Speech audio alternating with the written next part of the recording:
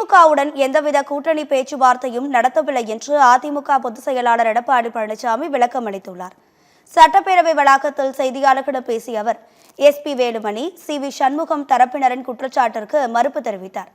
முன்னாள் அமைச்சர் ஒருவரின் ஆதரவில் அரசுக்கு ஆதரவு தெரிவித்தது சட்டத்துக்கு முரணானது என்று கூறிய எடப்பாடி பழனிசாமி, ஜெயலலிதா புகழ் சொல்லிதான் இரட்டை இலை சின்னத்தில் வெற்றி பெற்றோம். அதிமுகவுக்கு விசுவாசம் இல்லாமல் சில முன்னாள் அமைச்சர்கள் துரோகம் விளைவிக்கிறார்கள் என்று குற்றம் சாட்டினார். அமைச்சர் பதவி, வாரிய தலைவர் பதவி என்று ஆசை வார்த்தை கூறியதால் அதிமுகவில் சிலர் ஆதரவு தெரிவித்திருப்பதாக எடப்பாடி பழனிசாமி தெரிவித்தார். எங்களுடைய அனைத்து இந்திய அண்ணா திராவிட முன்னேற்ற கழகம் தோன்றியதே எதிர்ப்புல தான் தோன்றுச்சு. அப்படி இருக்கும்போது நாங்க எப்படி செய்வோம்? அதுக்கு வேற ஒன்று கிடைக்கல, வேற எந்த ஒரு காரணமும் கிடைக்கல.